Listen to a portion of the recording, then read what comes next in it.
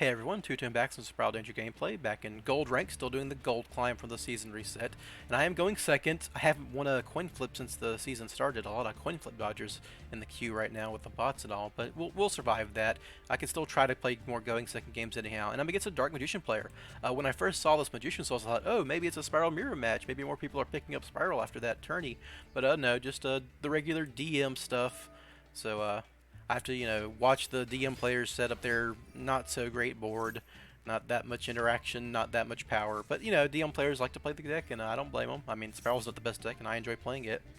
So they're going to get the Soul Servant, use Soul Servant, get Dark Magic Circle, use Dark Magic Circle, get, I forgot what that one was. What is it, Bomb Between Teacher and Student? Yeah, okay, sure. They're going to set 2, go into the Magicitus, and pass. And you can assume that one of these sets has to be Eternal Soul. It's always Eternal Soul. So I'm not going to worry about too much. So I draw a Master Plan. This is actually obviously a very bad draw.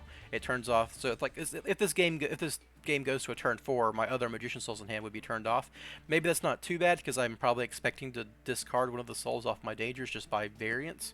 But I obviously don't want to draw a Master Plan here without a way to get it from my hand into the graveyard. So I use Magician Souls, and my opponent uses Called by the Grave. And this is actually the reason I kind of wanted to show this game off. In a pure Spyral list, unless you have like maybe just 1-for-1 is the only card I can think of, 1-for-1 in a creature, that just ends your turn, right? Like Called by the Grave negating a Master Plan is it.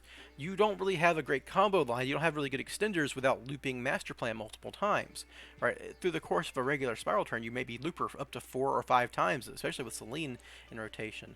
So this is usually the way it just ends the turn. Like you just have to survive next turn. Now against a DM player, you might survive regardless, and that'd be fine. But I don't like that. I don't like giving my opponent a second turn to try to break my board or kill me or interrupt my next plays. So I'm going to combo through it because I have cards like Danger Jackalope and Danger Tsuchinoko. So let's go ahead and get into that. My opponent goes ahead and uses the Eternal Soul. I'm going to Call by the Grave in response, so my opponent can't get a Dark Magical Circle activation. Like when a Dark Magician's special summon, they can banish one card, and I don't want to lose my Magician Souls.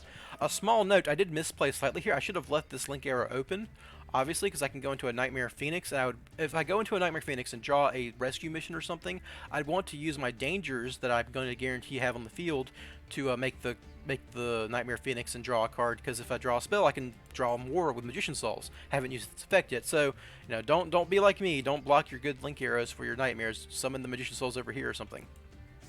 I go ahead and activate Tsuchinoko, and of course Tsuchinoko snipes itself. That's what they do. Dangers love to snipe himself. That's why you play the good Dangers like Tsuchinoko and Jackalope, because they always hit the field in some way or form. And this is why you also play Dangers. They put material on the field ball, drawing you into combo pieces. So I draw into Super Agent, which is a solid draw, though not ideal because it is a little bit luck-based. My idea here is I'm going to obviously just blind activate Super Agent. And if I hit it, that'd be great because I can pop their Eternal Soul. I don't even have to do the Nightmare line, and I could just kind of try to combo from there. But if I didn't hit this, I still had the same combo line, kind of, and I'll show you what I mean. So I summon Super Agent, get the effect, use Eternal Soul, or pop Eternal Soul, which pops their field. And I'm just going to go to a Link Kuriboh because it's just good to get Link Kuriboh in rotation. But this does get me into Curious. Now, I had Curious no matter what, obviously, on this board. So this was always an option, and I'm going to use Curious to go get Quik Fix, which is a type of extension I've never shown before. Normally I use Curious as an extender to go get Rescue Mission, which is great because it just gives you a link payoff that gives you a revival effect for your Master Plan. But I can't use Master Plan, right? And I could maybe get Destrudo, but what's Destrudo is not helping me OTK. Destrudo would be like me setting up a board with negates. I'm trying to kill this person. I'm trying to like drop their life points down, right? So my idea is now that I have a Super Agent on the field, I can just go get my Quik Fix, and I can discard this Master Plan to summon Quik Fix because I have a Super Agent on the field. The other combo line I was going to say was I could have just normal summoned this Super Agent, right? That was always an option. I just wouldn't pop the Eternal Soul, and I would be on the same board state regardless. I would just have to summon Curious over here, which is fine. So I go ahead and use Curious, pitch Quik Fix. Use Curious Effect. I actually get a Rescue Mission in the graveyard that I'm not going to need, because now I can use the Quik Fix to discard Master Plan, get Quik Fix, get my Big Red, activate Big Red. I'm going to get Master Plan. I'm not even going to bother activating her effect because she is under Called By. But, she is a Spyral name for Double Helix. I think I actually do activate Master Plan's effect here out of, like, habit. Just like I'm just always click yes here whenever I'm doing the effect, which is, just wasted time. But it's still negated, obviously. So I use Double Helix.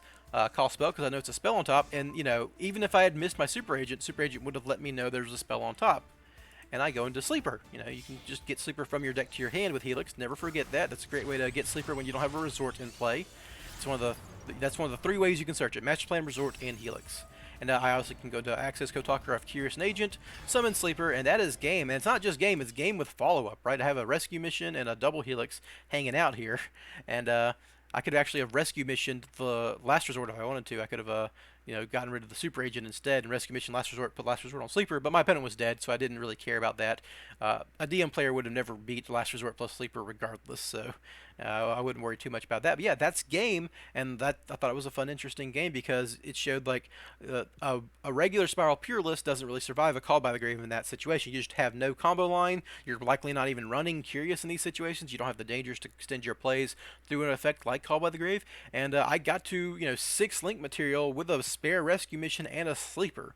That's insane, right? That's incredibly powerful, and that's the power of Dangers. That's the power of Curious. I hope you guys enjoyed that. It was a little short one, nothing major, but I thought it was an interesting showcase of good cards like Danger and Curious and why I run them even more than just like the regular combo lines I've shown you. Have a good one, guys. Bye.